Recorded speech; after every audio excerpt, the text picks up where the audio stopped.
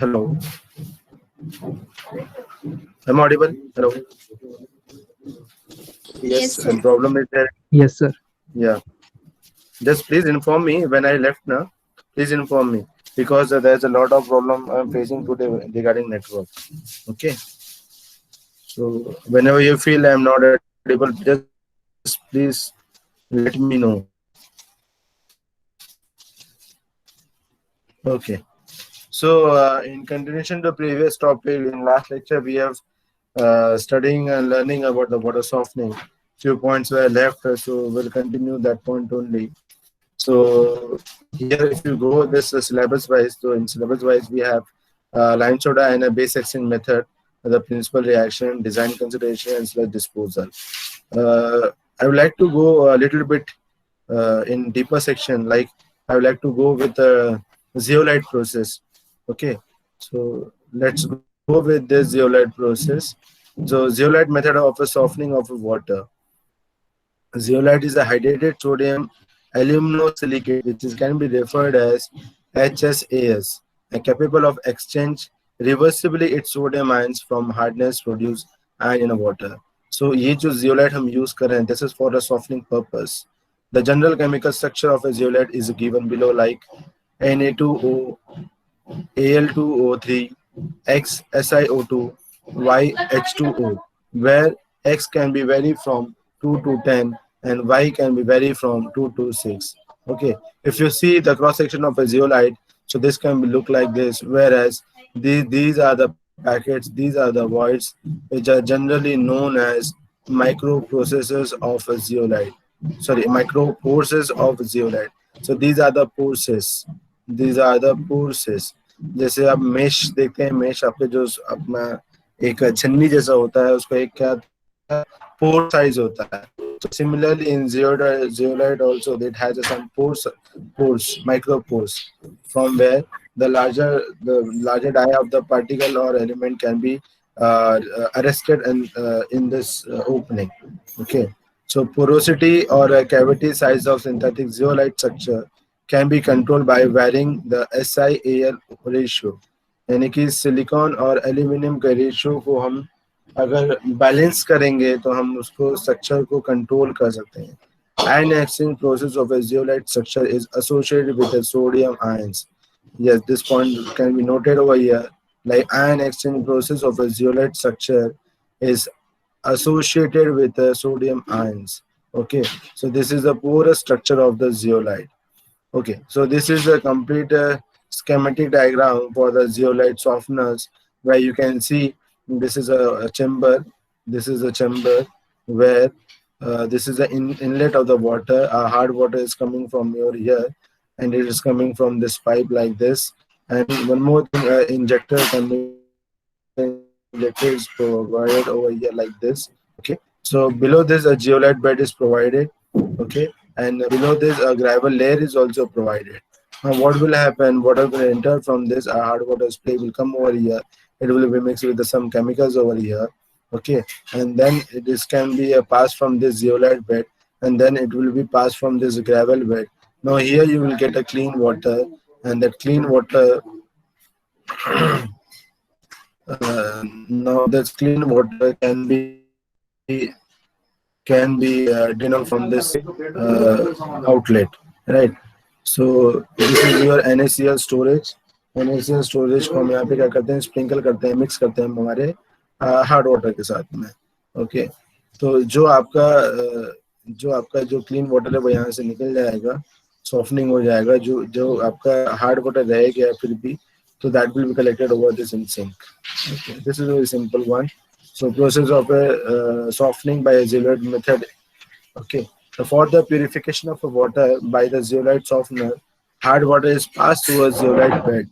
अब देखो, तो hard water is passed through this zeolite bed. Okay, at a specified rate. At a specified rate, इसका एक discharge होगा, एक Q होगा, Q की value होगी. Okay. The hardness causing ions such as a Ca2 plus Mg2 plus are retained by a zeolite bed as a CaZe and MgZe respectively. अभी हम ये जानते हैं स्टार्टिंग से कि हार्डनेस किसके कारण होता है, ये आपका Ca2 प्लस के कारण होता है, Mg2 प्लस के कारण होता है. So that will be written on a zeolite bed. वो क्या हो जाए, वो आपके इस बेड में रिटेन कर जाएगा और क्या फॉर्मेशन करेगा, Ca2 प्लस जो होगा Ca for the zeolite, that will be CaZe and magnesium play MgZe respectively, while the outgoing water containing a sodium salt, यहाँ से पास करने के बाद क्या हो जाएगा, उसमें सोडियम सॉल्ट उसमें प्रेजेंट रहेगा. Okay, the following reaction take place during a softening process. Okay, to remove a temporary hardness, Na2Ze plus CaHCO3 whole twice, it will give you CaZe. ये देखो, ये आपके जियोलाइट बेड में precipitate हो गया. Let me take my pen first. मैं मेरा pen ले लेता हूँ, समझाने के थोड़ा इजी होगा. नाउ हमने जो देखा बाद में, this is Na2Ze plus C आपका CaHCO3 whole twice, when it will be react so it will form a CaZe. ये जो CaZe की हम बात कर रहे थे यहाँ पे, ये CaZe क्या हो जाएगा, ये बन जाएगा. प्लस बचेगा क्या आपका 2NaHCO3. NaHCO3, ये HCO3 एज इट इज है. ठीक है, उसके बाद में ये जो है Na2, ये हो जाएगा 2Na, बैलेंस हो गया. और Ze के साथ में क्या आ गया आपका, ये Ca आ गया. सो लाइक दिस आपका CaZe plus twice of NaHCO3, ये आपका एक बेसिक इक्वेशन बन जाएगा. This is the basic principle. So similarly, this is for the Ca. Now similarly, we'll see for the Mg. तो सेम फंडामेंटल है. क्या हो जाएगा, Na रिएक्ट हो जाएगा आपके HCO3 के साथ में. So it will form your Na. It will form like this, twice of NaHCO3. Or whereas this Mg will react with this Na2. This Mg will react with this Ze, and this will form your MgZe. ठीक है, तो this will be for a temporary hardness. Let us see for the permanent hardness. So for permanent hardness, Na2Ze is same as it is plus CaCl2. ठीक है, so this will form CaZe plus twice of NaCl. अभी ये जो है line, ये हमारा जो use हम करते हैं, this is for the temporary one. Now when we use this, इसका मतलब क्या है कि हम ये परमानेंट की बात कर रहे हैं. तो Na2Ze plus CaCl2, it will give you CaZe. जो हमें यहाँ मिल रहा था वो भी यही मिलेगा. प्लस क्या बन जाएगा, NaCl. यहाँ पे Na2Cl2 है, तो हमने क्या लिख दिया उसको, टॉइस ऑफ NaCl हमने उसको लिख दिया. Okay, then similarly Na2Ze plus MgSO4, this will give you MgZe, जिसे हमको यहाँ मिला था, प्लस आपका Na2SO4, अगेन सल्फ्यूरिक वन. ठीक है, now regeneration of zeolite bed.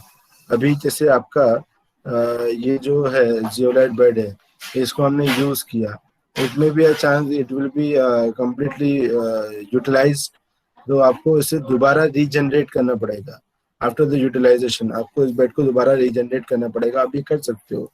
How you can do this, so the formula is CaZe और MgZe, जो भी होगा आपका, चाहे इसकी बात करो चाहे इसकी बात करो. तो CaZe और MgZe हमने क्या करना है कि उसको NaCl से पास कराना है. ठीक है, हम क्या करेंगे, उसे इस NaCl से पास कराएंगे, twice NaCl. So what it will give you? It will give you Na2Ze. ये जो Na2, ये क्या कर जाएगा, इसके साथ रिएक्ट कर जाएगा. It will form Na2Ze. अब बचेगा क्या आपका CaCl2. ये जो Ca है, Ca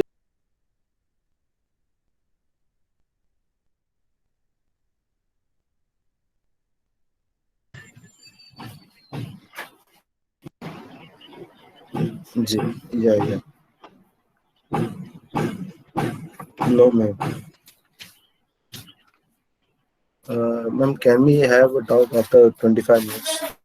I'm in my class.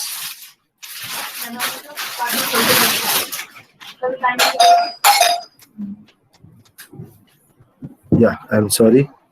मैं कब से ऑडिबल नहीं था आप लोग को, मैं शायद लेफ्ट हो गया था क्लास से.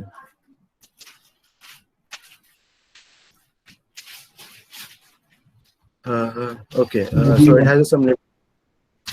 Hello. सर 5 मिनट पहले लेफ्ट हो गए यार। ओके, तो ये स्लाइड हमने देखा था कि देखो जरा, process of sorting by zeolite हो गया हमारा। सर स्क्रीन प्रेजेंट करो। हाँ सर, अभी चल रहा था। एक मिनट, मुझे प्लीज कोई बता देना, क्योंकि नेटवर्क का थोड़ा मुझे आज इशू है। अगर कभी ऐसा होगा तो मुझे मैसेज कर दो कि मैं लेफ्ट हो गया हूँ करके। ओके, चिन्मय है सेम नहीं, sorry, thank you Chinmay. Okay, तो ये हमारा हो गया था कि देखो जरा, ये स्लाइड हो गई थी हमारी। Hello,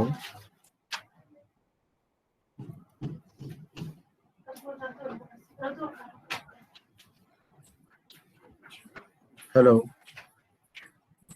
hello, hello. Yes sir. Audible सुनने में आ रहा है? हाँ, तो मैं बोल रहा ये वाली मेरी स्लाइड हो गई थी क्या, देखो जरा।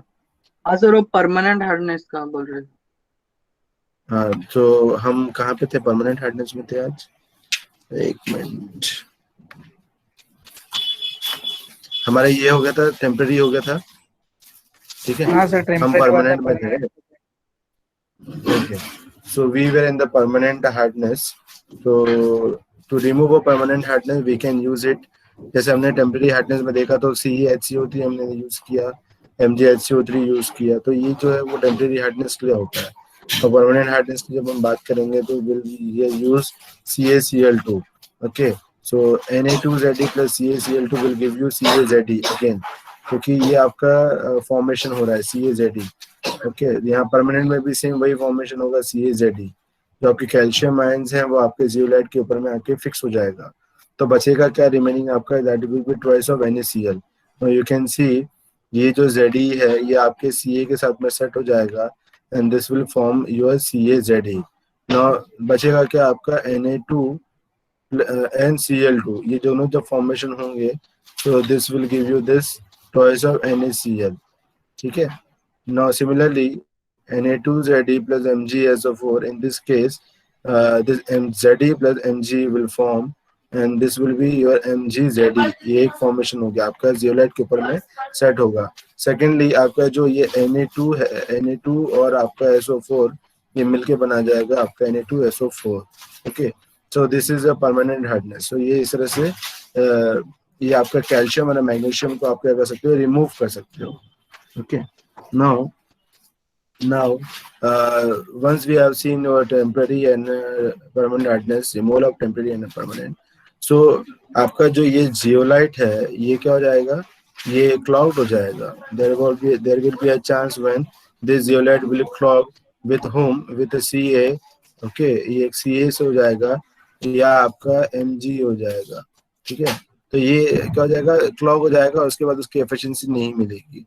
नाउ आपको दोबारा से उसकी एफिशिएंसी अगर आपको चाहिए रहेगी तो आपको क्या करना पड़ेगा, इसे रीजनरेट करना पड़ेगा और उसके ओरिजिनल फॉर्म में उसको लेके आना पड़ेगा। अब जब उसके ओरिजिनल फॉर्म में आपको उसको लेके आना है, इन द सेंस आपको क्या करना पड़ेगा कि उसे Na2Zd के फॉर्म में लाना पड़ेगा।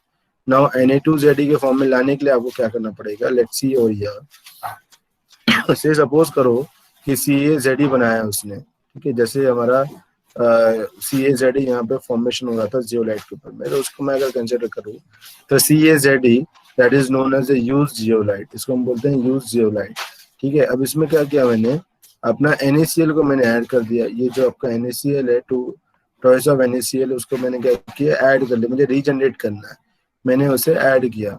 सो ये मुझे क्या देगा, ये जो Ca है, ये Ca किसके साथ सेट होगा, this will be set by this Cl। Okay, and this will form CaCl2, ये आपको बनाएगा CaCl2। Now this Zd will react with this Na and this will form Na2Zd, ये आपका फॉर्मेशन करेगा आपका Na2Zd। Now what do you mean by this Na2Zd? So this is the original form of the zeolite, जो हमने initially zeolite जैसे use किया था उसके बारे में बात कर रहे हैं। तो उसके ओरिजिनल शेप, उसके ओरिजिनल नेचर में आ जाएगा. That will be that will be termed as a regenerated zeolite. Okay. Similarly, we have seen for we have seen for a CaZe. So similarly, we can go for the MgZe. ठीक है, तो MgZe plus twice of NaCl. ठीक है, this will give you what? MgSO4. Okay. I'm sorry, MgZe plus Na2SO4. So this will give you MgSO4, Na2Ze plus MgSO4. Okay. So आपको कहने का मतलब है कि आप दोबारा से अपने जियोलाइट को रीजनरेट कर सकते हैं. Now this zeolite is having some limitations. Now what kind of limitation they have?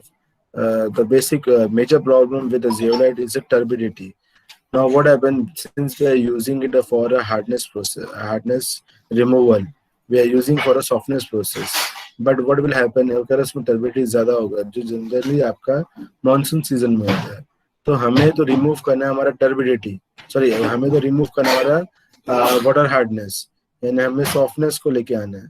But due to this turbidity what happen, this turbid particles will settle on the zeolite membrane, और उस membrane के ऊपर में एक cake formation बना देगा, जिसकी वजह से हमें जो एफिशिएंसी या हार्डनेस रिमूवल के लिए मिलनी चाहिए थी, that will not gate.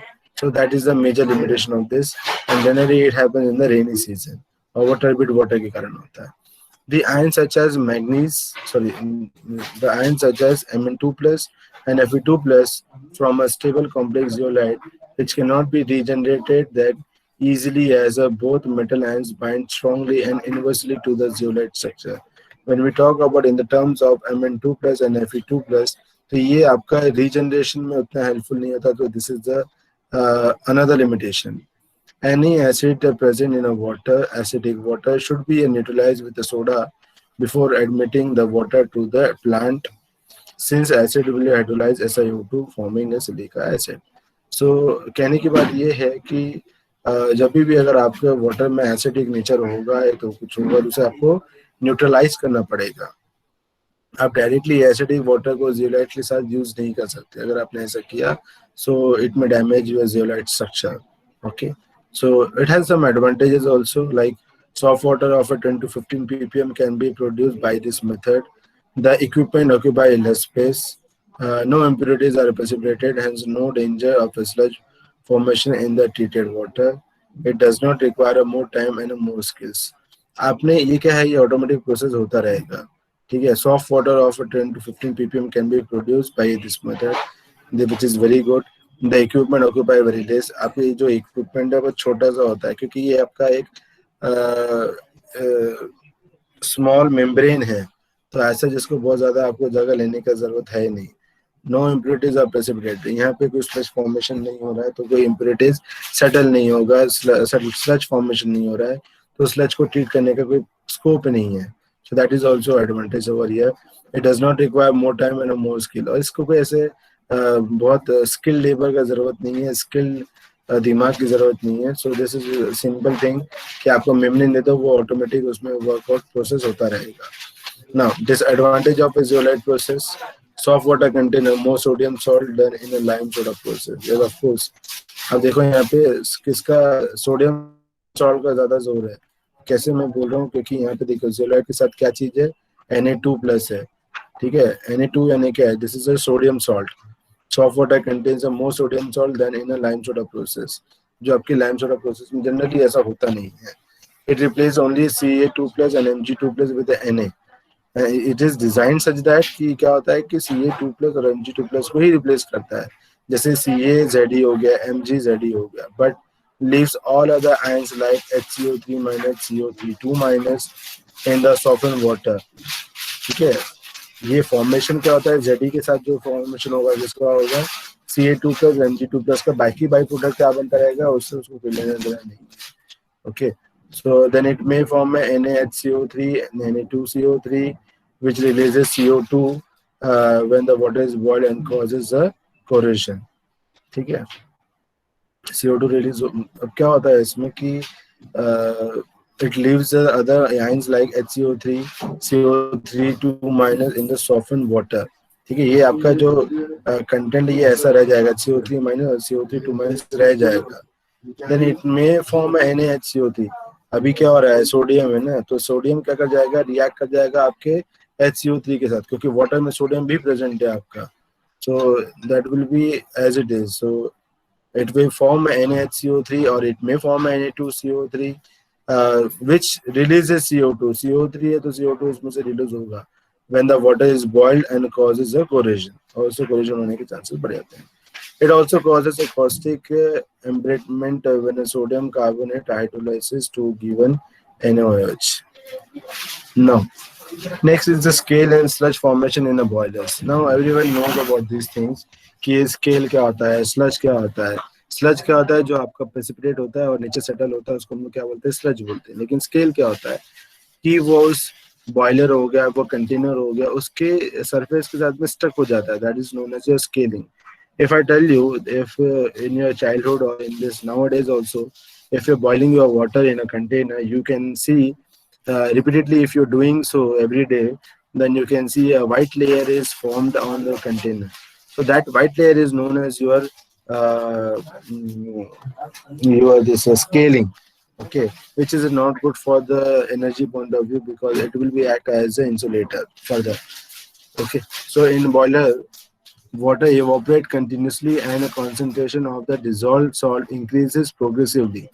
When concentration of a dissolved salt reaches its saturation point, they form a precipitation in the form of loosely and slimy. It is called as a sludge.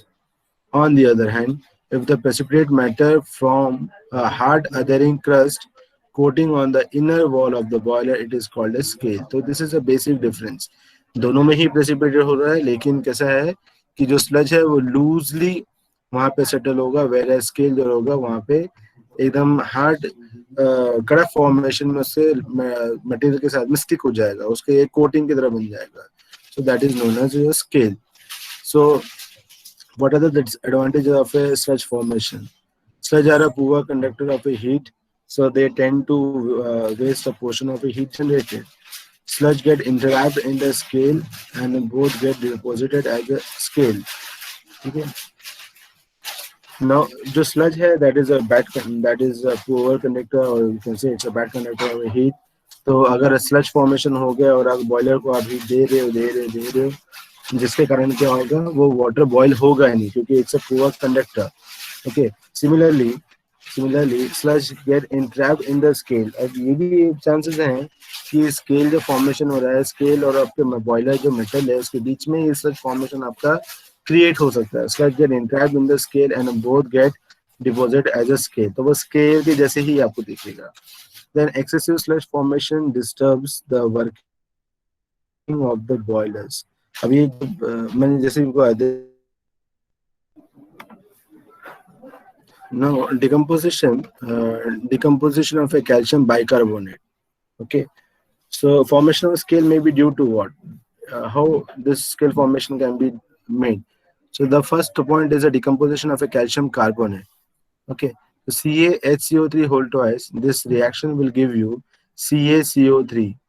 Okay, this will give you CaCO3. ये जो आपका CaHCO3 ये break down करो, और ये जो Ca ये और ये CO3 यहाँ पे ये अटैच हो गया, तो बचा क्या आपका, what is pending over here, और ये आपका वाटर भी है. सो क्या बनेगा आपका, this will B H2O plus CO2, and it will be happening in the low pressure boilers. I repeat, CaHCO3 whole twice, this will give you CaCO3. ठीक है, this will give you CaCO3 plus H2O plus CO2. Scale composed mainly from a calcium carbonate is a soft and is the main cause of a scale formation in a low pressure boilers, but in the high pressure boilers calcium carbonate is soluble.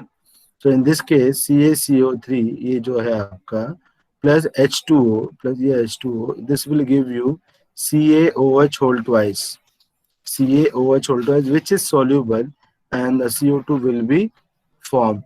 And this is happening in the high pressure boilers. This is happening in the low pressure boilers, and this is happening in the high pressure boilers. Okay, so next is a deposition. अब ये जो आपका CaOH whole twice है, this is your scaling formation, right? यही आपका scaling formation है. Deposition of A calcium sulphate.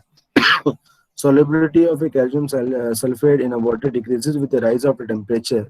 Hence, CaSO4 get precipitated as a hard scale on the heated portion of the boiler. अब जैसे solubility of a calcium sulfate in a water decreases, okay? अब जैसे जैसे temperature उसका बढ़ेगा उसका solubility क्या है, घटती जाएगा. Hence, जो CaSO4 है वो क्या होता है, प्रेसिपिटेट होते चलेगा, और जैसे जैसे वो प्रेसिपिटेट होगा वैसे वैसे वो हार्ड फॉर्मेशन में कन्वर्ट होना शुरू कर देगा, and that will be stick to the inner portion of the boilers. Hydrolysis of a magnesium salt. Dissolved magnesium salt undergo hydrolysis, forming magnesium hydroxide precipitate, which form a soft type of scale. ठीक है, तो MgCl2 will add with the H2O, and this will give you MgOH whole twice, which is generally known as scale. लेकिन ये जो scale formation है, this is quite a soft one. ठीक है, Ca जो होता है वो थोड़ा सा hard formation में होगा, whereas Mg का जो होगा that is in soft formation plus twice of HCl. In presence of a silica, SiO2 even present in a small quantity deposit as a calcium silicate यानी कि CaSiO3 and or magnesium silicate यानी MgSiO3. These deposits stick on the inner side of a boiler surface and very difficult to remove. क्योंकि silicon है SiO2 मतलब क्या है, थोड़ा सा सिलिका कंटेंट जब आ जाता है तो स्ट्रेंथ में ऑटोमेटिक उसमें स्ट्रेंथ में इंक्रीज हो जाता है. When this presence of silica will mix with your scale, तो वो उस scale formation को और भी थोड़ा सा tougher बना देगा या उसको ज़्यादा strength दे देगा. So that is also problematic. So disadvantage of a scale formation. So wastage of fuel is the major issue. The lowering of a boiler safety is another issue. Decrease in efficiency of a fuel वो भी एक अलग issue है. And danger of explosion. How I will tell you. Now, if you go with the wastage of a fuel, scale have a low thermal conductivity. हमने ये पहले sludge के formation में भी देखा था.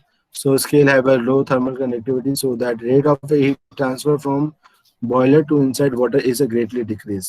आप कितना भी हीट करते चलो लेकिन वो क्या ऐसा इंसुलेटर वर्क कर रहा है, वो हीट को वहां पे पहुंचने नहीं देता कंटेनर तक के या बॉयलर तक के. सो कितना भी हीट प्रोवाइड करो that will be completely wastage. Now, lowering of a boiler safety. Due to scale formation, overheating of a boiler is done, which causes a distortion of a boiler tube. ठीक है, उसका जो boiler है, boiler की safety को भी problem होगा इससे. ओवर एंड ओवर हीटिंग की वजह से बॉयलर का जो सरफेस है वो खराब हो सकता है, विच can B deteriorated and it which can be a damage easily. Decreases in efficiency. Scale may deposit in the wall and the condenser of the boiler and choke them partially. मैंने जैसे आपको sludge formation में बताया तो similarly यहाँ पे भी वही होगा. धीरे धीरे स्केल फॉर्मेशन इतना बढ़ता चला जाता है, इतना हार्डन हो जाता है कि आपका जो वाटर है वहां से वो पास नहीं होगा, and it will be a choke of the pipe system. Then danger of explosion.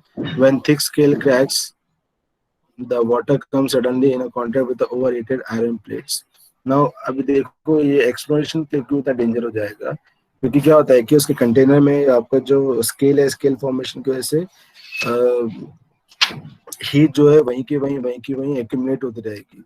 But there was a chance when this thick scales crack, एक चांस ऐसा आता है कि जहाँ पे ये जो स्केल्स है वो क्रैक्स हो जाएगी. The water come suddenly in contact with the overheated iron plates. अब जब वाटर सडनली आपके उस मेटल के साथ में अटैच मतलब कांटेक्ट में आएगा, then it will be like explosion. अगर आपको कभी एक्सपेरिमेंट करना रहा then you can do in your houses कि आपके घर में जो आयरन प्लेट होता है या आयरन तवा होता है रोटी पकाने वाला, आप उसको गैस के ऊपर रखिए और हीट कीजिए then suddenly you pour a water, then you can see that water can be bouncing in upward and downward directions. So it is a kind of exploration that can be done. So removal of a scale, how this can be done? So with the help of a scraper or a pieces of wood or wire brushes. तो generally ये जो scale formation है ये ऐसे ही निकलता है, आपको उसको स्क्रैप करके ही निकालना पड़ेगा, या हिंदी में या मराठी में वर्ड है खरोड़ के निकालना पड़ता बोलते हैं. तो that in this way you have to do by giving a thermal shocks if they are brittle. ठीक है, अब थोड़ा सा हीट करके भी उसको ठोक के निकाल सकते हो, वो चलता है उसमें. Bye dissolving them by adding chemicals. अब केमिकल्स को ऐड करके भी उसको रिमूव कर सकते हो. तो कितना करना पड़ेगा, 5 to 10% of HCl ADTA. If they are adherent and hard, बहुत ज़्यादा hard होगा तो ही आप कीजिए. By frequent blow down operation, if the scales are loosely adherent. तो आप इसको मतलब अगर बहुत लूजली अदरिंग मतलब बहुत लूजली अटैच है मटेरियल के साथ में या बॉयलर के सरफेस के साथ में, तो आप उसको ब्लो आउट करके भी कर सकते हो. Now prevention of a scale formation, how this can be prevented. आप इसका प्रिवेंशन किस तरह से कर सकते हो. Then external treatment can be done and internal treatment can be done. For external treatment includes the efficient softening of water. आप external treatment में यही कर सकते हो कि आपको सॉफ्ट वाटर ही आपको यूज करना पड़ेगा. That is a removing hardness producing constant of water. क्योंकि ये जो हो रहा है उसको ही हम वहां से निकाल दिए तो चलेगा. आप सिंपली सॉफ्ट वाटर का यूज करोगे जिसमें CA नहीं है, MG नहीं है, तो स्केल फॉर्मेशन होने का चांसेस नहीं होता. When we say internal treatment, accomplished by adding a proper chemical to the boiler water either. So you can add a proper chemical for the internal treatment. If we talk about internal treatment, so in this process, an ion is prohibited to exhibit its original character by a complexing or converted into other more soluble salt by adding appropriate reagent. कहने की बात क्या है कि इसमें an internal treatment is accomplished by adding a proper chemical to water either. तो हमको यहाँ पे सिंपली क्या करना है कि केमिकल्स को ऐड करना है. क्यों करना है? To precipitate the scale forming impurities. क्या करने के लिए? To precipitate the scale forming impurities in the form of sludge which can be remove. तो हमें स्केल फॉर्मेशन नहीं होने देना है, उसको हम स्लज फॉर्मेशन में कन्वर्ट कर लेंगे और उस स्लज को हम लोग क्या कर सकते हैं, इजीली हम लोग रिमूव कर सकते हैं. Second thing is to convert them into a compounds. आप उसको कंपाउंड फॉर्मेशन में कन्वर्ट कीजिए. कहने का मतलब है कि कुछ और एलिमेंट के साथ में मिक्स हो जाएगा, which will stay in dissolved from in water and thus do not cause any harm. वो आपके कुछ और मैटर के साथ में कुछ और एलिमेंट के साथ में क्या हो जाएगा, मिक्स हो जाएगा, डिसॉल्व रहेगा, वो वाटर में एक सस्पेंशन फॉर्म में रहेगा और जो प्रेसिपिटेट नहीं होगा एंड उसको आगे चल के हार्म नहीं करेगा. So there are some important internal treatment जो उसको हम ट्रीटमेंट दे सकते हैं. That is phosphate conditioning. So phosphate conditioning में क्या करेंगे हम लोग, जैसे आपका CaCl2 है, उसको हमने क्या किया, twice of Na3PO4. I repeat, Na3PO4 के साथ हमने क्या किया, रिएक्ट किया. This will give you Ca3. This will give you Ca3 in bracket PO4 whole twice plus 6 NaCl. Okay. So ये क्या बनाया, the choice of a salt depend upon the alkalinity of a boiled water because calcium cannot be precipitated below a pH 9.5. 9.5 से अगर pH रहेगा, अगर वो alkali nature में नहीं रहेगा तो वो आपका जो कैल्शियम है वो आपको प्रेसिपिटेट नहीं होगा. ठीक है, तो this is a good conditioner. आपको उसको pH को 9.5 से ऊपर ही रखना चाहिए. So trisodium phosphate is the most suitable for treatment when alkalinity is low. Disodium phosphate is used when the water alkalinity is sufficient, and monosodium phosphate is used when the alkalinity of a boiler water is too high. तो ये तीन अलग अलग condition दिया है जिसमें आपका trisodium बात कर रहा है, डाइसोडियम बात कर रहा है और मोनोसोडियम, यानी कि आपका N, N2, N3 इसके बारे में हम Na, N2, Na2, Na3 हम इसके बारे में बात कर रहे हैं. ठीक है, वो सब कुछ किस पे डिपेंड करेगा, pH के ऊपर में काफी कुछ डिपेंड करेगा, किस टाइप का वाटर है उसमें भी डिपेंड करेगा. Okay. So next one is Callaghan condition. Callaghan condition में भी हम देखिए दो इक्वेशन दिया हुआ है, Na2 Na4 PO3 whole 6. It will give you twice of Na plus Na4 P6O18 2 minus. Okay, then second equation is given twice of CaSO4 plus Na4 P6O18 2 minus. This will give you a soluble complex ion which is known as Ca2 P6O18 2 minus plus twice of Na2SO4. Okay, तो क्या ये बना क्या रहा है, this is forming a colloidal conditioning and the carbonate conditioning. एक condition produce कर रहा है. ठीक है, तो जैसे अगर मैं बात करता हूँ कोलाइडल कंडीशनिंग की, तो scale formation can be avoided by adding organic substances like kerosene, tannin, agar is a gel which get coated on over the scale forming precipitate, thereby yielding non-sticky and a loose deposit. तो जो आपके colloidal conditioning में क्या होता है कि आप इसमें एक आप वो एक सब्सटेंसेज ऐड कीजिए, जैसे आपका केरोसिन हो गया, टैनियम हो गया, अगर अगर सॉल्यूशन हो गया, तो ये क्या करेगा, ये आपका जो भी प्रेसिपिटेट फॉर्मिंग होगा उसके साथ में मिक्स हो जाएगा और उसे सेटल होने नहीं देगा, नीचे फिक्स होने नहीं देगा, स्टिकी कंटेंट होने नहीं देगा. सो this is the better option. Next is a carbonate conditioning. In low pressure boilers, scale formation can be avoided by adding a sodium carbonate to boiler water. I repeat, in low pressure boiler, scale formation can be avoided by adding a sodium carbonate. यहाँ पे आप sodium carbonate अब use कर सकते हो to boiler water, that is known as CaSO4 plus Na2CO3. Sodium carbonate यहाँ पे क्या हो रहा है आपका Na2CO3. ठीक है, this will give you what Ca. ये जो Ca है ये CO3 के साथ मिक्स हो जाएगा, बचेगा क्या आपका solution, that is Na2SO4. Okay, now next one is a treatment with sodium aluminate, यानी कि NaAlO2 से हम उसको ट्रीट करेंगे. सो NaAlO2 plus twice of H2O will give you NaOH plus AlOH whole thrice. अब इसमें ये जो कंटेंट हम बोल रहे हैं, यानी कि यहाँ से लेके यहाँ तक का, so this is a sodium meta aluminate and this is forming a gelatinous PPT. जब gelatinous PPT होगा तो वो स्टिक नहीं होगा उसको सरफेस को, जब उसको रिमूव करने की कोशिश करोगे तो वो इजीली रिमूव भी हो जाएगा, यानी फुल्ली उसको प्रेसिपिटेट होने के लिए नहीं देगा, तो that will not going to allow that. This sodium hydroxide precipitate some magnesium. Now MgCl2 plus twice of NaOH will give you MgOH whole twice plus twice of NaCl. The flocculant precipitants of MgOH whole twice and AlOH whole thrice produced inside the boiler entraps the finely suspended and colloidal impurities, including oil drops and silica. Then you can provide a electrical conditioning, you can provide a radioactive conditioning. Electrical conditioning में क्या होगा, sealed glass bulb लेंगे containing Hg concentrated to a battery set rotating in the boiler. When the water boils, mercury bulb emit electrical discharges which prevent the scale forming practices to other the sticky togetherness of the scale formation. कहने का मतलब क्या है कि अगर मैं in short सभी का अगर मैं आपको बताने की कोशिश करूं तो यहाँ पे यही होता है कि जो आपका Ca या Mg जो प्रेसिपिटेट हो रहा है और प्रेसिपिटेट होकर जो हार्ड फॉर्मेशन में कन्वर्ट होगा, तो उसे ही हमें अलाउ नहीं करना है सेटल होने के लिए. अगर हमने उसको सेटल नहीं होने दिया तो हमारा जो स्केल फॉर्मेशन है वो होगा ही नहीं. तो आपका जो रेडियोएक्टिव कंडीशन बोलो या इलेक्ट्रिकल कंडीशनिंग बोलो या ट्रीटमेंट विद सोडियम एल्यूमिनेट बोलो, ये सारा एक ही चीज काम करता है कि उसे सेटल नहीं होने देता, चिपकने नहीं देता है. Now next is a प्रीमिंग and foaming.